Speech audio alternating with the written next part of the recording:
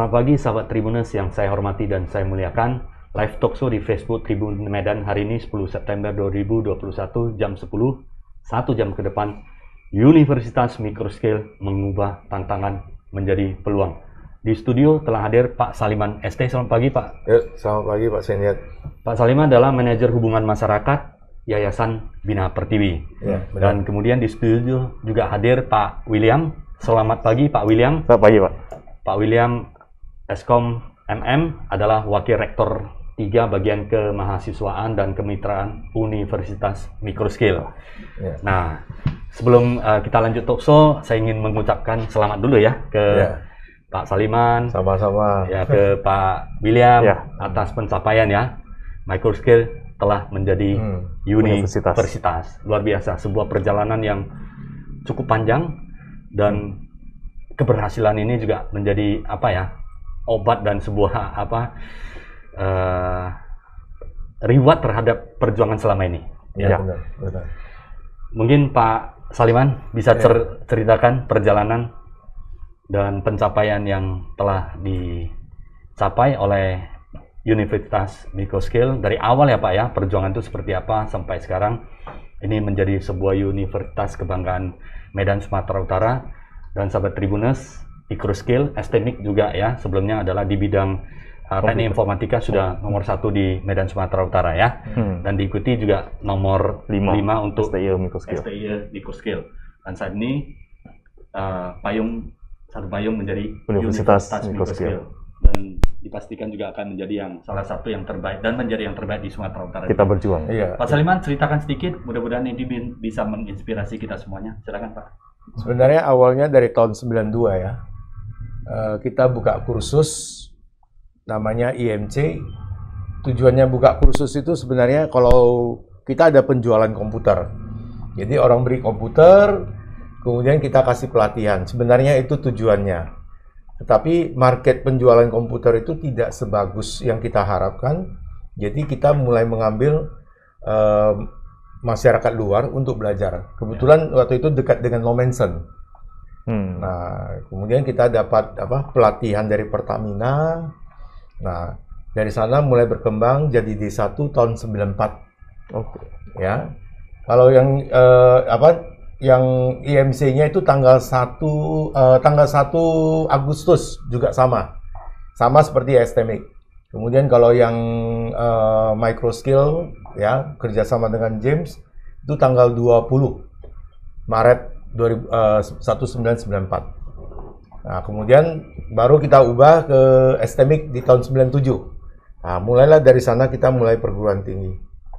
Nah, kemudian tahun 2000 kita buka lagi jurusan tambahan dan 2008 kita buka STE. Gitu. Nah, kenapa Microscale begitu lama ya, sampai 2024 tahun ya, baru kita masuk ke Universitas Microscale, lantaran kita mau capai visi-visi kita yang berkelanjutan, ya kita maunya di Sumatera Utara itu menjadi yang terbaik dulu, di swasta, kemudian nanti yang berikutnya, nah di pas 2021 ini, 24 tahun, kita menuju 25 tahun, ulang tahun Perak, ya kita wujudkan universitas lah, ya kan? Jadi itu sasaran kita. Jadi dengan seperti itu Microscale itu nggak kesulitan lagi, ya lantaran udah mapan di usia 24 tahun untuk menuju ke univnya, gitu. Fondasi udah cukup. Ya, fondasi udah cukup kuat. Dan luar biasanya adalah di setiap tahunnya Universitas Microscale itu memberikan beasiswa, support beasiswa. Para dosen, mereka bisa belajar di dalam maupun di luar negeri ya. Ini adalah sebagai fondasi untuk membangun sebuah universitas yang tangguh dan kuat dan sesuai dengan tagline-nya mengubah tantangan menjadi peluang. Ya. Pak William, sudah bersama Microscale sudah berapa tahun ya? Kalau bersama Microscale dari tahun 2002. 2002. Itu dari mahasiswa ya?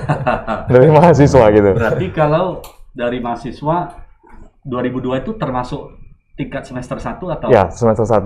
Wah, luar biasa. Jadi dari 2002 sampai sekarang. Iya. Jadi memang sempat melalang buana lah 2 tahun di luar setelah tamat. Di 2006 tamat. 2007 kembali ngajar ke kampus. Ngajar di kampus, kemudian di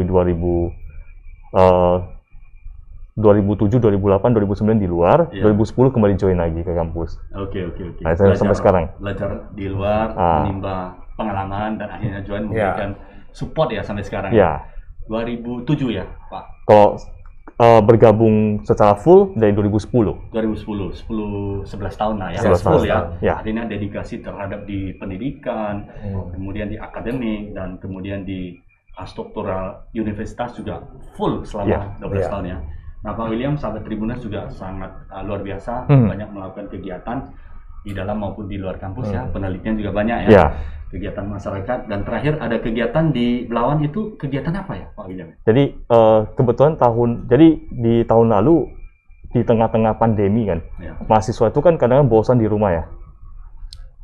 Mahasiswa kan bosan di rumah. Nah, mahasiswa bosan di rumah, itu kami juga berpikir apa sih yang bisa kita lakukan bersama-sama dengan mereka. Jadi akhirnya kita undang mereka, kita ajak mereka dengan organisasi-organisasi kemahasiswaan di kampus. Nah, kita jejaki apa sih yang bisa kita lakukan. Ketemu nih ada satu kampung di Belawan butuh pembinaan. Nah, kita punya pemahaman yang sama, dan akhirnya kita ada 3 organisasi, kita fight ke kampung tersebut, kita identifikasi masalahnya apa, dan akhirnya kita usulkan 3 program ke Dikti.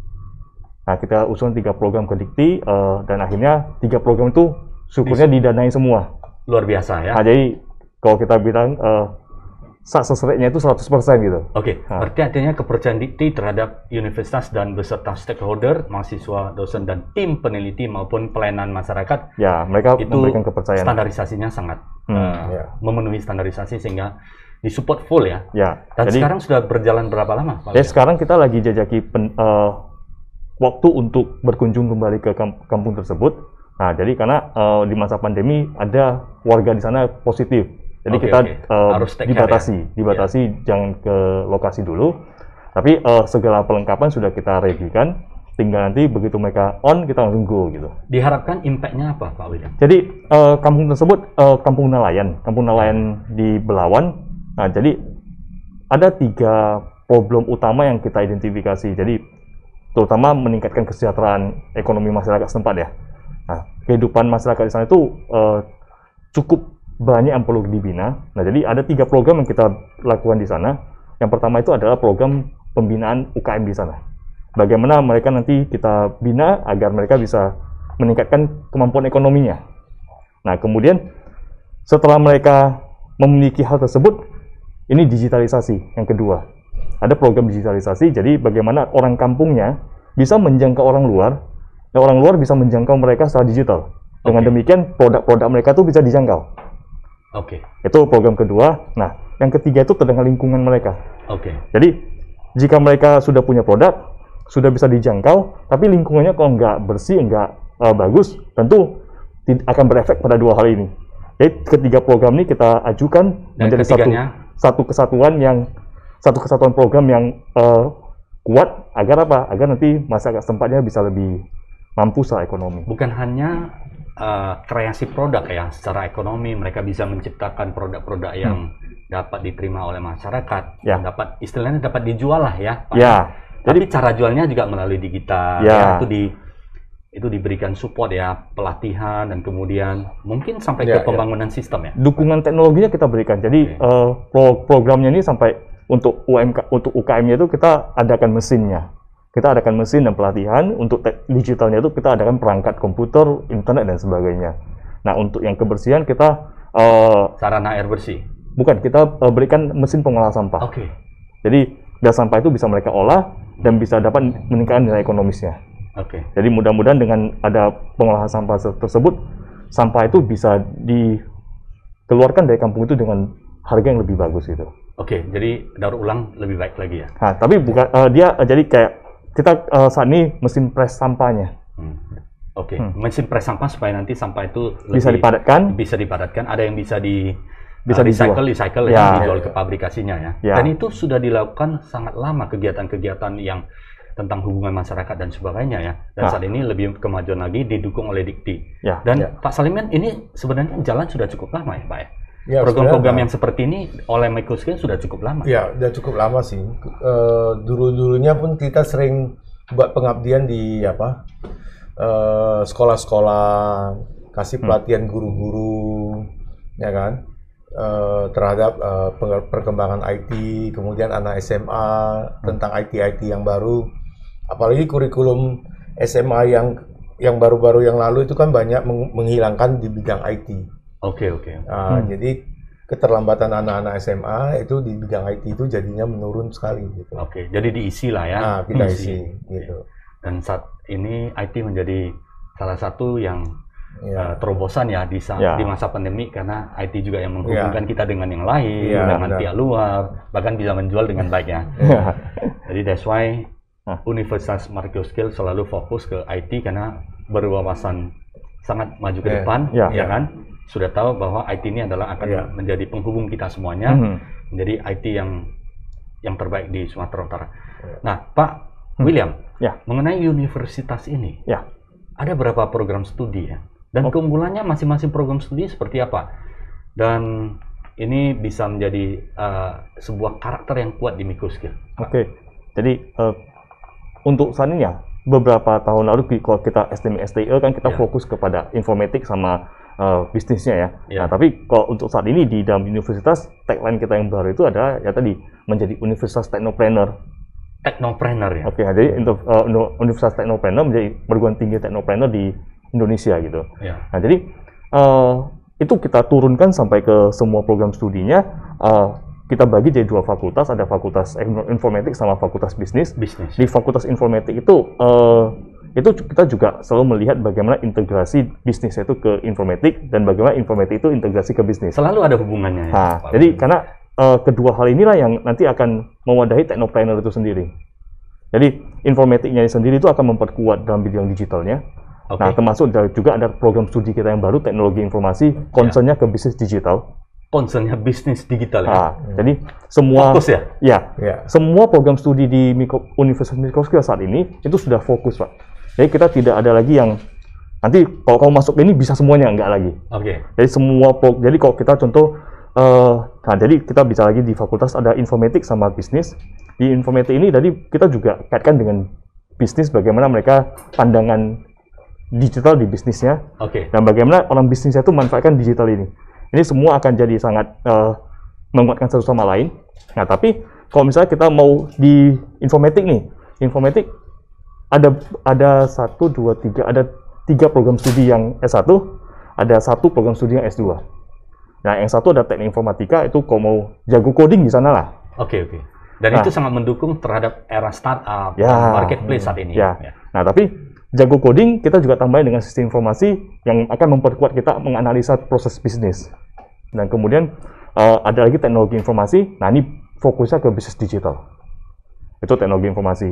Nah, kemudian kita ada S2 Magister Teknologi Informasi yang arahnya ke manajemen IT, infrastruktur IT, termasuk nanti juga memanage resiko investasi IT dan sebagainya. Itu di Magister Teknologi Informasi. Hardware-nya? Kok MTI-nya itu lebih ke arah manajerial ya. Manajerialnya. Manajer IT-nya. Jadi kalau kita mau melakukan sesuatu hal nanti pengelolaan IT-nya gimana? Itu lebih ke arah sana. Nah, baru kemudian kalau di Fakultas Bisnis kita ada 2, manajemen sama accounting. Tapi manajemen sama accounting ini juga jangan dipandang manajemen accounting yang sebelum-sebelumnya. Nah, itu selalu kita integrasikan dengan apalagi saat ini ya orang manajemen sama orang IT, manajemen sama accounting kalau dibilang hanya untuk input data, processing data atau reporting itu udah umum lah. Nah, tapi yang kita move ke step berikutnya itu apa? Analitik gitu. Jadi data analisisnya, data visualisasinya, dan itu kita fokusnya ke sana gitu. Nah, tujuannya biar apa? Manager, accountant itu bisa buat keputusan itu dengan berbasis pada data sehingga lebih akurat datanya. Keputusannya lebih akurat dan lebih terukur ya. Artinya walaupun fakultas bisnis dari ekonomi, manajemen dan akuntansi ya, secara pemahaman teoretikal ekonomi, akuntansi dan manajemen itu diberikan, tetapi ada diperkuat lagi adalah ada aspek digitalnya ya. Jadi kita di Microskill kita selalu berupaya gini, Pak. Pengetahuan bisa kita dapat dimanapun. Pengetahuan kita bisa dapat dimanapun, apalagi zaman digital sekarang ya. Dimanapun kita bisa akses pengetahuan gitu. Nah, tapi keterampilannya itu perlu diasah. Nah, di Microskill, kok notabene orang katakan kuliah di Microskill banyak tugas tuh. Ya. banyak kali kerjaannya. Ya. Nah, karena memang itu harus dilatih. Supaya praktik Ya. diperbanyak ya. Jadi kalau Mereka lebih ready untuk masuk di dunia pekerjaan Dunia kedepannya. ya, jadi kalau mereka gampang. tahu, tapi mereka nggak, tugas itu kan kalau jika dipandang sebagai beban kan, itu kan jadi menghambat kita ya. Seperti pressure ya. Nah, tapi kalau tugas itu dianggap sebagai latihan, itu proses belajar. Ya.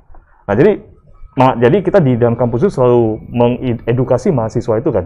Ya kok semakin banyak tugas yang dikerjakan, ini kan kita ada teori 10.000 jam ya Pak ya. Iya, Ah. jadi expert ya. Semakin banyak dikerjakan, semakin sering dikerjakan, itu semakin jago gitu. Iya. Tapi betul. kalau nggak dilakukan, diam saja, dengerin saja, ini nggak jalan tangan kita, Iya. nggak sinkron. Iya. Nah itulah yang kadang-kadang sering dipelesetkan sama mahasiswa itu, ini minggu susah kuliahnya nih.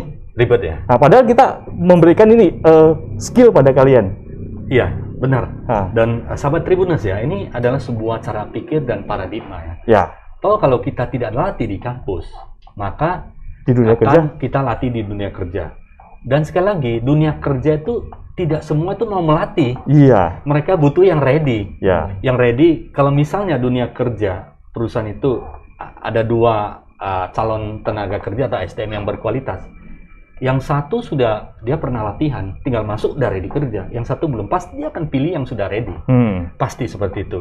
Memang ada beberapa yang perusahaan, ada yang mengembangkan ya training and development untuk training internal. Tetapi sebagian masih belum ada dan mereka lebih senang yang ada praktis lah lebih banyak. ya. Dan Microskill kombinasi hal itu ya, antara teori dan praktek-praktek edukasi mengenai tambahan-tambahan sehingga mereka lebih ready ke depannya. Ya, jadi memang di Microskill itu kita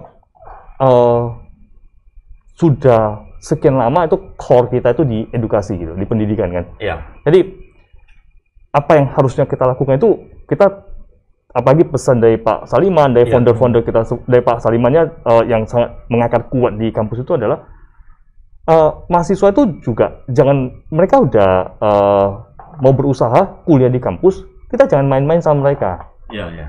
Kita harus memberikan segalanya itu kepada mereka. Jadi Jadi masa depan mereka sudah Iya. kita. Iya. dipercayakan kepada kita. dipercayakan orang tuanya ke kampus ya. Benar. Jadi universitas harus melakukan yang terbaik supaya mereka berhasil seperti Ya. itu ya. Jadi, kalau kita memberikan tugas dan sebagainya itu semua itu adalah sebagai upaya memberikan pelatihan pada mereka. Oke. Skillnya itu bisa berkembang. Jadi setelah ada knowledge, skillnya itu mereka berkembang, sehingga nanti pada saat mereka ke lapangan kerja, ke dunia kerja, ke masyarakat, itu mereka tinggal pilih nih, alat tempurnya mana nih. Di kampus sudah dibekali banyak alat tempur, sudah bisa gunakan, bisa gunakan A, bisa gunakan B, bisa gunakan C. Nanti di lapangan tinggal mereka pilih, mana alat tempur yang cocok di medan perang mereka di masyarakat gitu. Oke. Nah. Pak Saliman melihat ke depannya seperti apa? Ya sebenarnya dunia kerja itu bukan tempat pelatihan lagi. Dunia kerja itu mencari masa depan kita. Ya. Jadi kita merintis masa depan kita itu sebenarnya di kampus. Ya. Ya, Dan itu harus awal siap, ya. proses kita, dan di dunia kerja itu udah mencari masa depan. Ya. Jadi nggak ada lagi tempat latihan di sana, nggak ada lagi kita mau belajar dari orang lain. Orang juga punya kesibukan yang lain, ya kan? Jadi ya kita harus siapkan dalam proses di kuliah itu benar-benar yang kita harapkan. Ya. Jadi artinya selama kuliah harus sungguh-sungguh ya Pak ya? Iya, harus sungguh-sungguh lah. Sungguh-sungguh menghargai orang tua yang sudah bersedia jeripaya Iya. mendukung ya sampai bisa Mm-mm. mendapatkan kesempatan kuliah. Iya, benar. Dan dari kampus juga ada satu tanggung sosial pada orang tua ya, mahasiswa yang dipercayakan akan do the best supaya mereka juga akan mencapai masa depan yang cerah. Dan itulah menjadi landasan berpikir supaya nanti ada win-win solusi dan menciptakan kualitas-kualitas SDM yang sangat baik ke depannya. Ya. Kombinasi ya, jadi digital sudah mulai masuk walaupun itu di fakultas ekonomi ya, Pak ya. Di fakultas bisnis. Oke, jadi ada kombinasi karena basic di Microskill juga sangat kuat di digital dan teknik informatika ya. Iya. Visi Pak, ke depannya seperti apa ya? Dan bagaimana ya ada strategi mewujudkannya? Nah, ini kan tantangan kan semakin besar ya Pak William ya, Pak Saliman ya. Artinya kita sekarang bisa ya bukan bersaing secara Sumatera Utara Medan, tapi kita juga akan bersaing secara Indonesia, bahkan ke luar negeri. Ada program-program studi yang sangat bagus sekali dari Amerika, dari Eropa juga mereka buka online kelas yang tidak kalah sistemnya sangat luar biasa sekali. Bagaimana mewujudkan visi ini menjadi technopreneur kampus. Tapi Technopreneur kampus yang bisa dikatakan yang notabene ya bisa bersaing lah. Ya. Bisa kompetisi dengan mereka yang saya rasa dengan teknologi ini semua udah buka sekali informasi apapun sudah tidak bisa kita simpan, mau cari search di mbak Google-nya, di YouTube dan sebagainya, di Tribun ya sudah semua tersedia sangat lengkap sekali. Bagaimana ini? Kecepatan ini kan luar biasa. Technopreneur kan semua orang kan akan berlomba-lomba juga. Ini kecepatan seperti handphone ya Pak William ya. Kalau 10 tahun yang lalu mungkin satu handphone Nokia itu berapa lama ya Pak ya? 1-2 tahun baru keluar ya. Kita sering lah, saya sering jumpa Pak Saliman, kita ngobrol-ngobrol dan sebagainya. Dan saat ini mungkin 1 tahun bisa keluar beberapa seri handphone. Dan bagaimana persiapan universitas supaya mampu ya menjadi leading di Technopreneur ini? Oke, jadi ini visi menjadi Technopreneur kampus itu tuh juga sebenarnya tidak lahir serta-merta, tidak enak diomongkan gitu. Microskill, STMIC Microskill sudah beberapa tahun itu menjadi sekolah tinggi nomor 1 di Sumatera Utara. Itu peringkatnya ditentukan oleh Dikti.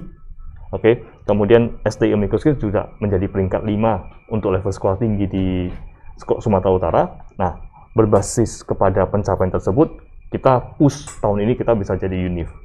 Nah, setelah mencapai UNIF, menjadi perguruan tinggi Technopreneur itu juga bukan satu hal yang kita mendadak usulkan gitu. Tapi berbasis pada kekuatan tersebut, kita maju dengan pencapaian visi yang akan kita capai di 2024, 2025 kita akan capai ke depannya. Seperti itu.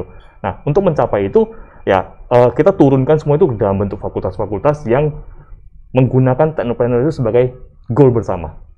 Bagaimana bisnis-bisnis itu, bagaimana fakultas bisnis, bagaimana fakultas informatik itu mampu melahirkan Technopreneur yang baru. Nah, dalam rangkaian bisnis yang berorientasi kepada teknologi ya. Ya, paling tidak walaupun mereka jualan, mereka solusinya itu distribusi, pemasaran dan sebagainya itu bisa orientasi pada teknologi ini. Jangan itu digital maupun aspek teknologi lainnya ya. Dan mereka harus memiliki teknologi mindset gitu. Teknologi mindset bahwasanya dengan teknologi bukan untuk menggantikan tapi mengefisiensikan dan mempercepat. Jadi sebagai pendukung. Ya, sebagai pendukung. Jadi bagaimana teknologi itu menjiwai mereka gitu. Nah, mencapai itu tentu memang bukan hal yang gampang. Apalagi teknologi itu 1 tahun sekarang itu dia kayak cepat sekali. Ya, meningkatnya itu kayak roket ke atas gitu aja gitu. Kalau di grafiknya kan. Jadi caranya tuh seperti gimana? Ya, dari yayasan sudah memberikan arahan. Yayasan memberikan arahan pada kami growth mindset, agile mindset, go gitu. Tumbuhkan itu. Nah, jadi itu kita bungkus dalam sebuah value micro skill gitu. Value micro skill yang pertama itu moral, M-nya moral. Jadi kita bersemangat melakukan hal-hal yang baik. Kemudian kita ada I-nya itu adalah integritas. Kemudian K-nya itu adalah komitmen. Kemudian R-nya itu adalah ramah. O-nya itu adalah optimis. S-nya itu sinergi. Keduanya yang microskill, K keduanya itu adalah saya lupa, kreatif. I-nya ada ilmiah dan luas. Luasnya adaptif. Bisa agile dia, bisa kemana-mana dengan enak gitu. Jadi ada perubahan apapun kita hadapi dengan optimis. Tapi moral jangan dilupakan. Itu pesan paling penting. Utama ya. Itu pesan penting. Jadi kita pas ngomong kita juga jangan asal-asalan, ada saintifiknya karena kita pendidikan tinggi, ilmiahnya. Ada data pendukung ya. Nah, ilmiah kita tidak bicara asal bunyi lah ya. Iya, tidak asal bunyi. Nah, tapi kalau misal ada asumsi microskill itu ketus gitu nah kita turunkan value itu microskill itu harus ramah gitu. Nah, Pak Saliman kalau di video-video Pak Saliman selalu senyum gitu. Nah, kita menumbuhkan pendidikan yang humanis. Jadi walaupun Pak Saliman kalau suatu ketika ada marah-marah itu adalah untuk kebaikan ya. Untuk mendidik ya, etika dan moral supaya kita bisa di masyarakat itu bisa lebih baik ya. Berkualitas tapi juga bermoral yang tinggi sehingga menjadi sebuah teladan bagi kita semuanya. Karena bagaimanapun juga lulusan-lulusan itu akan mewakili kampus ya.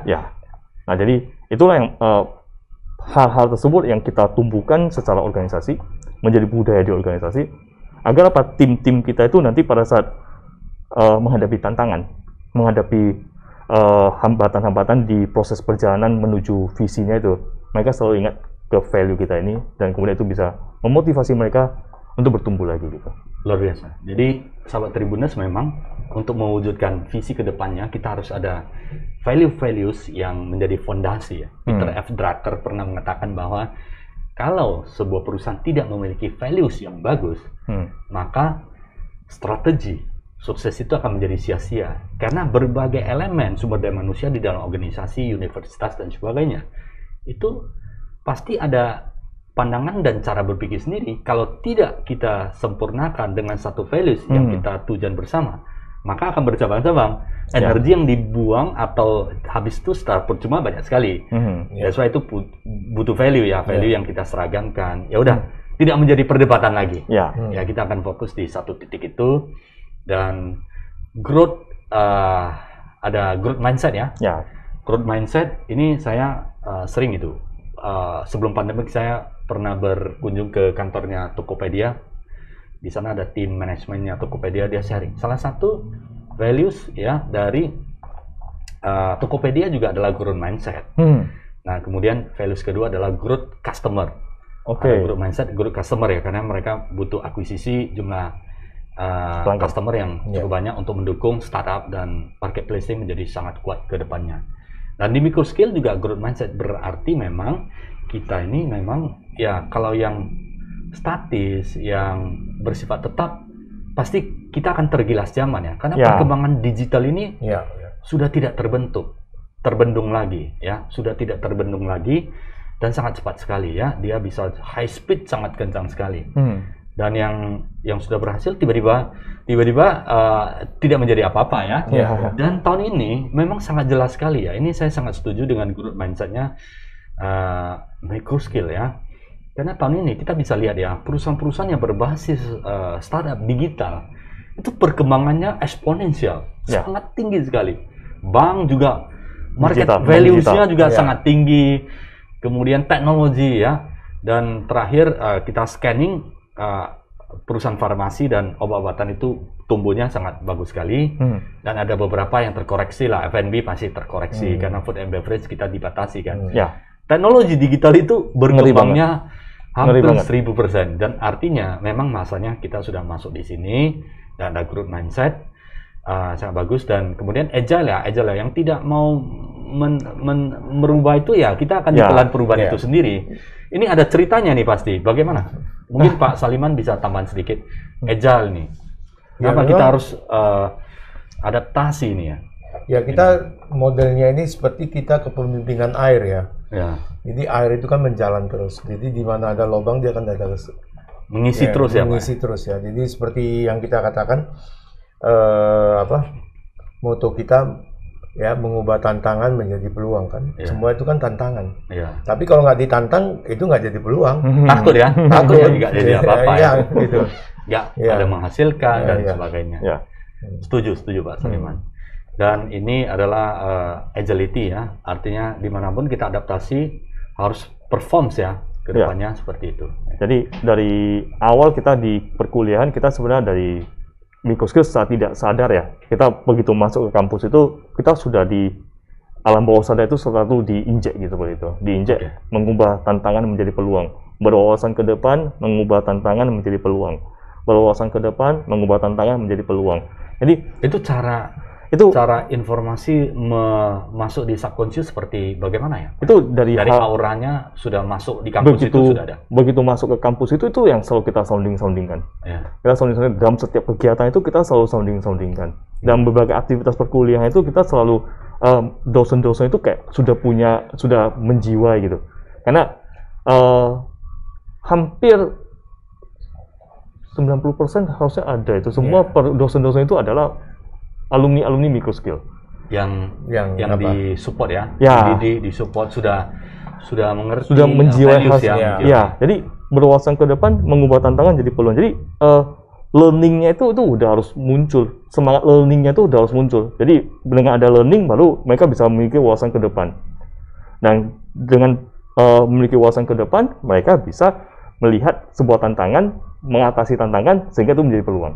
Jadi tidak hanya pasrah ya Pak. Nah, jadi itulah yang menjiwai sampai mungkin sampai sekarang kita katakan growth mindset itu kita selalu dorong. Iya. Ya, kita tidak mau berhenti di tengah-tengah pandemi seperti ini. Mahasiswa itu juga kita push untuk beraktivitas. Banyak, walaupun tidak bisa tatap muka ya, banyak yang bisa dilakukan secara digital. Kayak kita ikut kompetisi-kompetisi itu berapa ratus mahasiswa kita tuh selalu aktif ikut kompetisi.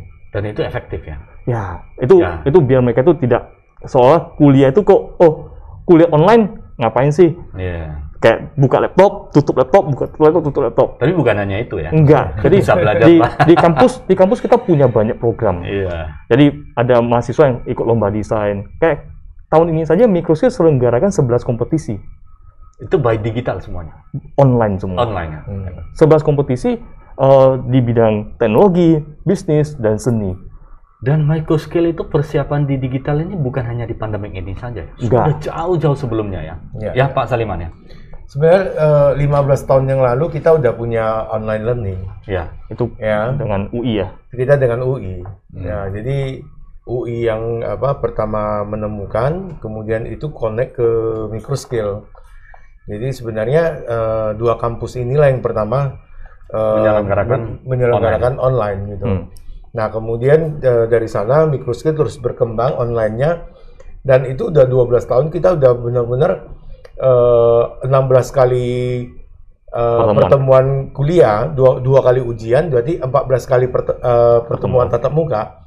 Itu minimal 4 kali udah online. Itu sebelum pandemi. Sebelum pandemi. Sebenarnya kita nggak canggung dengan masalah ini. Jadi begitu pandemi, ya dosen kita sebenarnya udah pada siap semua. Dan itu persiapan sudah jauh puluhan tahun yang lalu ya. Iya, Dan saat ini, menariknya adalah sebelum pandemi boleh offline, dan ada beberapa kali itu yang online. Yang online ya. Itu semua sudah ada. Ya. Semua ada silabusnya dan ada aturannya ya. Jadi peraturan kita pun nggak mengenai perkuliahan online tuh kita udah punya, tinggal dikembangkan bahwasanya jadi 14 kali pertemuan, kemudian ujiannya dengan online. Kalau mungkin perguruan tinggi lain kan dia nggak siap dengan masalah itu. Rule-nya hukum itu juga untuk di kampus juga belum dibuat. Kalau kita udah ada. Berarti pembangunan bukan hanya infrastruktur ya, tapi aturannya dulu ya. Aturannya regulasinya nggak ada semua. Regulasinya yang harus mendukung kepada peraturan pemerintah inline dan bermanfaat bagi lingkungan, kampus, masyarakat, dan dosen itu bagaimana dikembangkan secara terus-menerus ya. Pak, sebelum saya tanya Pak William mengenai tantangan dan peluang di Microskill ini yang kedepannya ya seperti apa lagi, ada satu pertanyaan. Saya beberapa kali keliling kampus ya, saya sahabat Tribuners, saya sering ke kampus ya, kadang-kadang sharing ya, ada di sana untuk memberikan mata kuliah juga ya. Ini saya begitu pertama sekali masuk itu toilet bersih, semua bersih. Bagaimana bisa membangun budaya seperti itu, Pak? Nah, itu sebenarnya itu budaya disiplin dan sudah sangat lama sekali. Nah, itu mulainya dari tahun 97 kita buka. Mahasiswanya masih sedikit lah, 48 orang. Nah, begitu kita 98, itu mahasiswanya 825. Dan waktu 89 itu 1151. Nah, itu mahasiswanya begitu banyak masuk, kemudian aturannya jadi nggak ada gitu loh. Istilahnya si mahasiswa itu pun udah kakinya naik ke dinding lah, segala macam lah. Jadi istilahnya kalau ini kita biarkan lepas seperti ini mahasiswa ini keluar ini tanpa moral, gitu. Jadi makanya dibuat satu aturan, ya kan, yang mengikat kepada mahasiswa bahwasanya ini yang harus kita jaga, gitu. Nah, makanya kita perkuat di ospek ya. Kalau di Microskill kan Microskill powerful training. Di training itulah kita harus diarahkan benar-benar ya, mahasiswa itu adalah yang mengubah, bukan yang merusak, gitu loh. Nah, jadi dari awal dari sana mahasiswa itu terus digenjot seperti itu ya, dan hasilnya cukup bagus lah istilahnya. Mahasiswa itu tidak coret dinding lah. Menjadi budaya ya, Pak. Ya, menjadi budaya. Yang saat ini dituangkan di dalam Microskill budayanya ya. Jadi dari yayasan pun menekankan bahwasanya kampus itu harus bersih. Pengertian bersih itu dalam arti bukan hanya bersih di luarnya ada, tetapi bersih di dalam gitu. Jadi dalam arti dosennya pun punya etikat baik yang bersih gitu. Tidak melakukan hal-hal untuk amplop lah, kasus-kasus uang lah. Nah, itu yang dikatakan bersih oleh yayasan. Oke, bagaimana Bapak bisa istilahnya mengawasi ini semuanya, Pak? Ya, Kan tidak mudah kan, ribuan, Iya. dosen juga banyak gitu ya. Nah, makanya di dalam kegiatan kampus ini, kegiatan daripada kemahasiswaan itu yang sangat diperlukan adalah menjaga mahasiswa ini bisa saling mengisi, saling bercerita, dan saling memberikan masukan pada kita bahwasanya ada hal-hal yang negatif Jadi segera disampaikan ke kita, dan itu akan kita langsung proses. Jadi saya tambahkan Ya, Mas Saliman ya. silakan. Di kampus itu kan mahasiswa kita upayakan segampang mungkin mereka menjangkau kita, menjangkau pimpinan, menjangkau dosen-dosen dan sebagainya. Jadi kalau mereka misalnya contoh keran airnya itu bermasalah, karena kan kita Pak Saliman kalau pada saat kita ngomong ke mahasiswa itu kan kita ngomong ke mahasiswa itu infrastruktur kita sediakan bagus-bagus kepada kalian. Ada yang rusak yang tidak nikmati kalian, bukan kami. Jadi kalau kalian mau menikmati fasilitas dengan baik, ada kerusakan, bersama, ya. jaga bersama, ada kerusakan segala lapor. Jadi kalau mereka hal seperti itu, jadi termasuk tadi dosen ya, kalau dosen kita itu yang terkesan misalnya nanti ngepres nilai dan sebagainya, itu kita mahasiswa sudah open untuk menyampaikan hal-hal tersebut. Mahasiswa mikroskop itu sangat vokal. Mereka tidak segan-segan, jadi kalau misalnya saya baik-baik sama mahasiswa, kok ternyata saya nggak berkualitas, mereka juga akan kasih nilai rendah gitu. Jadi mahasiswa itu memberikan penilaian untuk semua infrastruktur, semua layanan, dan semua pengajar-pengajar di kampus. Secara objektif ya. Ya. Jadi ada alat ukurnya ya. Jadi itu semua itu kita bangun setelah sistemnya, sudah disosialisasi, tapi sistem feedbacknya itu sudah kita sediain. Oke, menarik sekali. Nah ini Pak William. Program studi kan ada teknik informatika, sistem informasi, teknologi informasi, teknologi informasi, dan kemudian ada bisnis, akuntansi, dan manajemen. Ada nggak tips untuk memilih supaya mahasiswa tidak salah pilih? Oke. Nah jadi kok gampangnya kan, kalau misalnya mahasiswa bingung mau milih apa, kita punya konsultannya di kampus. Supaya misalnya kan, saya ternyata tidak cocok seperti itu. Saya maunya yang ini gitu. Supaya bagaimana? Edukasi supaya nanti bisa linear ke depannya. Nah jadi pada prinsipnya sih di kampus kita ada sediakan konsultannya. Ada tim pemasar yang akan bisa mengedukasi calon mahasiswa baru milih program studi yang cocok dengan dia. Tapi satu hal yang paling utama itu adalah sekarang ya, kalau dulu kita kuliah, waktu saya kuliah kan pilihannya tuh yang penting sarjana hukum, insinyur, dokter. Nah tapi sekarang orang nggak pernah, tadi pagi anak saya baru bilang, Pak ternyata sudah ada pekerjaan game tester ya? Game tester? Nah, saya bilang iya memang ada game tester. Nah sekarang yang paling utama itu adalah passion kita dulu. Kamu sukanya mana? Di Microskill kita menyediakan beberapa program studi yang bisa memfasilitasi hal tersebut. Nah, jadi ada informatiknya, ada bisnisnya. Jadi kalau suka berbisnis, nah bisnis sekarang itu kedepannya itu kan berbasis entrepreneur. Nah, sekarang di Microskill itu menyediakan layanan tersebut, menyediakan edukasi tersebut.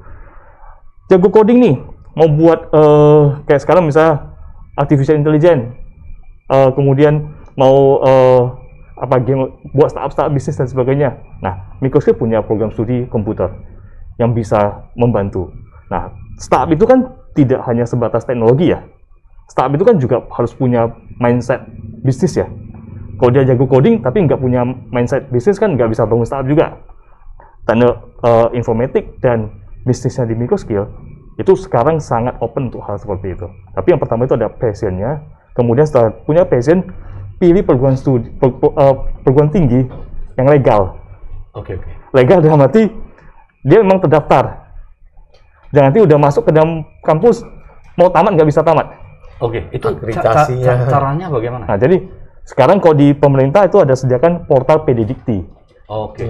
Ada portal PD Dikti, cek saja di sana. Program studinya ada nggak? Iya. Jadi kalau saya sering bicara sama Pak Saliman gini kan, kampus itu sudah kayak open company. Jadi perusahaan terbuka gitu.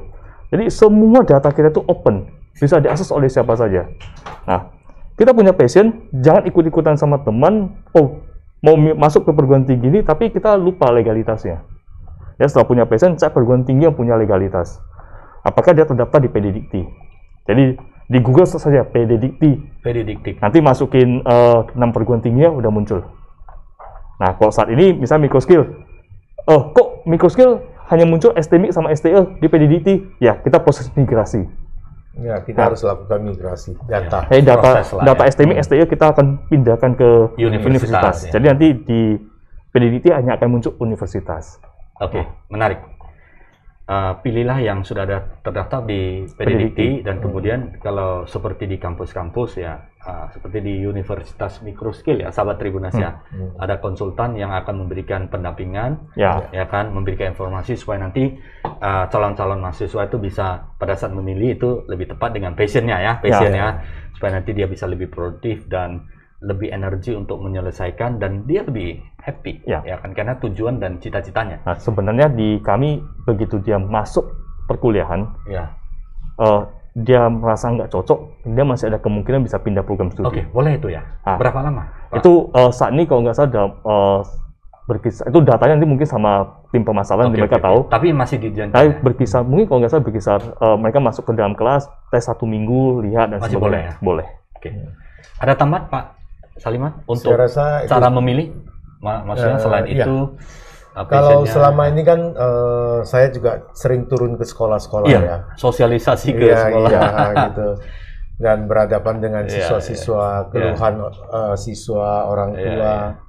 Ya, kadang-kadang orang tuanya mau dia jurusan ini, anaknya mau jurusan ini. Harusnya bagaimana, Pak? Ya, jadi ya sering saya bilang ya kita netral aja, coba kita diskusi dengan anaknya, orang tuanya dengar. Jadi orang tua anaknya kita ajak bicara, ngobrol apa, kamu hobinya apa, kamu suka apa. Nah, kemudian dari sana ya muncullah arah-arah jawabannya ke salah satu jurusan. Nah, dari sana kita kasih tahu kalau dengan cara seperti itu yang kamu harapkan ini jurusan ini gitu. Ya kan? Nah, iya benar gitu. Jadi orang tuanya pun duduk di samping pun mendengar. Ya kan? Jadi selama ini kan tuntutan dari orang tua mendengar anak orang lain sukses di bidang itu. Dia maunya itu gitu. Jadi kan terakhirnya si anak ini kan jadi beban. Ya kan? Nah, ya kita sebagai seorang konsultan di bidang pendidikan ya kita harus kasih pancing dulu si anak ini kebutuhannya apa. Nah, kemudian dari sana baru kita kasih tahu sebenarnya kamu cocoknya ini. Dan si orang tuanya pun benar ya gitu. Jadi istilahnya jangan hanya sepihak di anaknya aja, orang tuanya nggak setuju gitu loh. Jadi kalau ada ketidakcocokan antara orang tua dengan anak di dalam mengambil jurusan, saya lebih suka orang tuanya ikut datang. Jadi tidak 2 kali kerja. Nggak disampaikan sekali dan kedua kali lagi. Jadi sampaikan ke anak, nanti pulang lagi dibantah orang tua. Jadi akhirnya membutuhkan waktu yang panjang ya. Gitu. Oke. Ini menarik ini, karena ada beberapa ya teman-teman yang mengatakan ada beberapa lah ya sampai anaknya itu males tiap kuliah dan sebagainya karena toh bukan maunya saya katanya seperti itu, maunya orang tua kan. Nah, ini juga tidak bagus. Jadi harus ada bridging, apa efek-efeknya ke depannya, dan kemudian sama-sama mengetahui, baik anak dan orang tua mengetahui, sehingga kedepannya akan menjadi lebih produktif, lebih happy, lebih terarah, dan keluarga pun bisa lebih harmonis ya Pak. Harus begitu gitu. Malah anaknya tetap disalahkan. Jadi kok nggak bilang dari kemarin kamu suka gitu, padahal anaknya udah ngomong gitu. Itulah ego orang tua ya. Ego orang tua. Tapi kalau di era terbuka ini saling sinergi kan bagus ya, artinya sama-sama bisa harmonis mencapai tujuan yang diinginkan. Toh kan satu keluarga itu kan maju bersama juga, ya kan. Toh kalau anaknya maju, bapaknya ikut senang. Berhasil juga semua keluarga itu juga ikut senang. Jadi pilihlah yang pertama adalah universitas yang terdaftar, yang berkualiti, yang ada ranking yang baik lah ya. Saya katakan seperti itu, ada akreditasi. Dan pilihlah jurusan tepat dengan passion. Inline-kan dengan apa ya, sampaikan kepada orang tua supaya bisa didukung penuh. Dan kemudian pilihlah yang berkualitas juga ya, university. Nah, ini untuk Pak William sedikit. Bagaimana membangun quality SDM itu dosen dan perangkat-perangkat infrastruktur yang ada di dalam microskill kan kecepatan. Sekarang mahasiswa kan pinter Pak, dia sebelum kuliah dia udah search di Google dan sebagainya. Banyak bantahnya juga. Bagaimana? Kalau tidak ada persiapan kan nggak bisa baca-baca buku aja, nanti dibantah. Bagaimana persiapan supaya upgrade quality dan sebagainya, supaya benar-benar quality tenaga pendidik ini menjadi tangguh. Di awal udahlah sangat lama sekali ya Pak Saliman ya, selalu memberikan kesempatan kepada mahasiswa yang ingin kuliah dan mengabdi sebagai dosen, silakan fully support ya. Dan ini kedepannya bagaimana Pak William? Nah, jadi pada prinsipnya sih kita di kampus itu selalu berupaya challenge dosen-dosen kita itu untuk belajar lebih jauh lagi. Di masa pandemi tahun lalu kita bahkan diberikan akses untuk online learning dari penyedia MOOC ya, Massive Open Online Course Coursera, ke semua mahasiswa, ke semua dosen-dosen kita untuk mereka belajar. Jadi mereka itu dapat akses full, ambil topik apa saja. Silakan mereka ambil. Beberapa topik silakan ambil. Tidak mesti harus topik yang kamu ajarin. Yang kamu sukain kamu ambil boleh, tapi kita juga pantau yang bisa kita implementasikan dalam perkuliahan itu seperti apa. Jadi inline ya. Nah, jadi kita juga dari awalnya sih memang selalu mendorong dosen-dosen kita tuh banyak belajar agar nanti mereka pada saat implementasi kepada mahasiswa itu juga lebih real. Nah, di satu sisi itu ya microskill juga dosen-dosennya juga terlibat dalam penelitian pengabdian untuk mengaplikasikan pengetahuan yang mereka miliki. Jadi dari awal dikatakan kalau misalnya kita hanya knowledge tambah pengetahuan tapi tidak teraplikasikan, nanti mahasiswa juga bingung bagaimana mengaplikasikannya. Nah, setelah itu jalan, seiring berjalan dengan waktu di microskill kita tidak memandang dosen itu lebih superior dibandingkan mahasiswa. Kita tidak memandang demikian. Tapi di zaman sekarang ini dosen itu harusnya menjadi fasilitator dengan mahasiswanya supaya mahasiswa kembang. Jadi dosen punya pengalaman, juga punya pengetahuan, tapi mahasiswa kecepatan belajarnya jauh lebih tinggi daripada dosen. Sekarang open source ini luar biasa. Nah, jadi bagaimana dosen itu bisa memfasilitasi mahasiswa agar jalannya itu enggak terarah lah ya. Jalannya itu enggak menceng-menceng gitu, tapi lebih terarah gitu. Mencapai tujuannya. Nah, jadi di microskill itu kita dosen-dosennya itu jadi sangat banyak. Dosen-dosen di microskill setelah mahasiswa tamat, dosen dengan mahasiswa jadi kawan gitu. Bahkan jadi partner bisnis ya? Jadi kita selalu menempatkan posisi dosen itu bukan superiornya si mahasiswa, tapi menjadi partner mereka dalam proses pembelajaran ini. Luar biasa. Jadi support dari universitas juga sangat besar, disekolahkan, diberikan online dan sebagainya, sehingga menambahkan wawasan, keterampilan, pengetahuan, sehingga menjadi salah satu fasilitas untuk mahasiswa bisa berkembang bersama ya. Itu yang disediakan oleh yayasan ya Pak ya. Nah Pak, ini satu lagi pertanyaan untuk Pak Saliman, penting ini. Kualitas lulusan mahasiswa, pencapaian yang selama dari 24 tahun menuju ke ulang tahun perak ini Pak.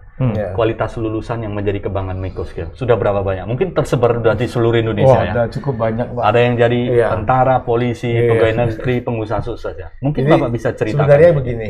Jadi prinsipnya daripada microskill itu kalau mau buahnya sama dengan pohon awalnya, tanam kembali bijinya.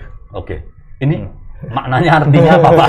Ini loh. Saya harus bisa mencerna ini. Jadi kalau kita mau buah yang sama dengan pohon yang di awal, artinya kualitasnya terbaik ya? Anggap aja kita punya satu pohon mangga, berbuah yang manis, buahnya bagus, dagingnya tebal. Kalau mau buah yang sama, ambillah bijinya ini tanam kembali.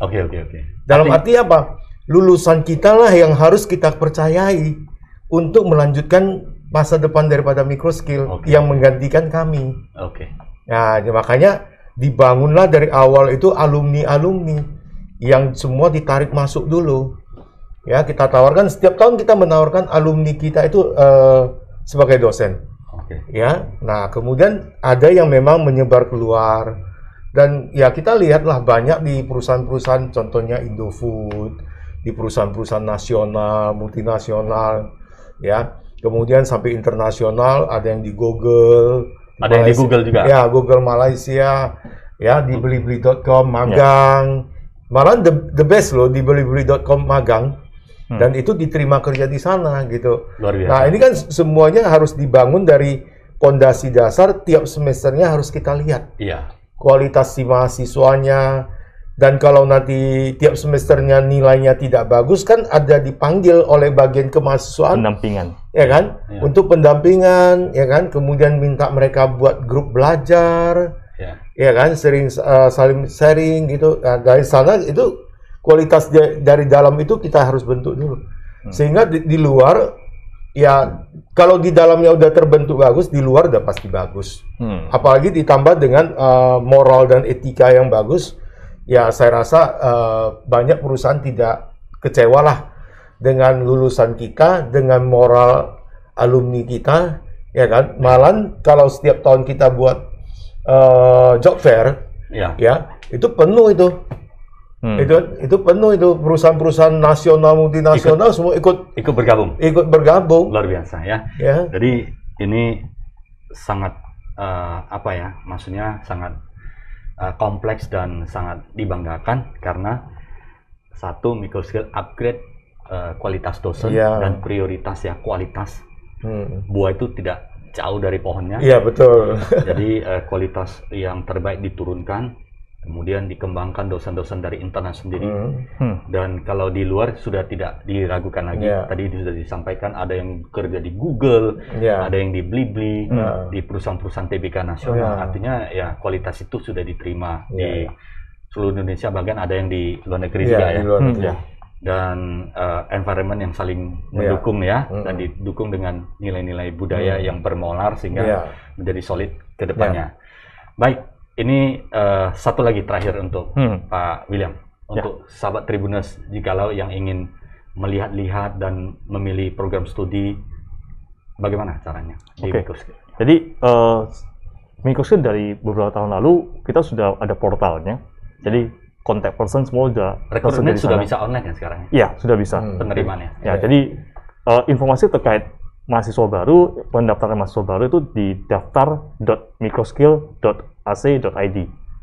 Daftar di .microskill.ac.id. Informasi semua bisa di sana. Nah, jadi di sana juga bisa langsung hubungi PIC. Kita sudah sediakan call centernya, tinggal diklik, tinggal dikomunikasikan saja. Siap konsultasi untuk sahabat Tribuners yang ingin kuliah. Terutama yang ingin memilih jurusan di Microskill, universitas terbaik di teknologi informasi di Sumatera Utara. Dan YouTube channel juga ada ya Pak? Ada, YouTube channel juga ada. Jadi sejak pandemi itu kita YouTube channel juga sudah banyak konten. Ada yang bersifat mid industry untuk mengetahui mengetahui kondisi industri saat ini. Ada mid alumni untuk melihat kiprah mereka di masyarakat sekarang sudah sejauh mana. Kemudian juga ada yang berbasis workshop untuk sharing, untuk pengetahuan. Jadi ada 3 kategori konten di dalam YouTube channelnya Microskill. Itu silakan dikunjungi juga. Itu jadi selama pandemi itu aktivitas kami di kampus. Baik, semoga pembicaraan ini bermanfaat bagi sahabat Tribuners, bagi yang ingin kuliah. Tidak salahnya mempertimbangkan, melihat-lihat, ya kan, mencari informasi tentang Microskill, universitas salah satu yang terbaik di Sumatera Utara, bahkan di Indonesia. Dan pilihlah universitas yang tepat, yang akan membawa masa depan Anda menjadi cerah. Terima kasih Pak Saliman, Pak William. Terima kasih atas waktu dan kesempatannya untuk kita bisa sharing bersama untuk sahabat Tribuners. Kepada sahabat Tribuners yang saya hormati dan saya muliakan, terima kasih sudah bersama kita. Sampai jumpa di episode inspirasi berikutnya. Terima kasih, salam sehat dan sukses selalu untuk kita semuanya. Terima kasih. Terima kasih.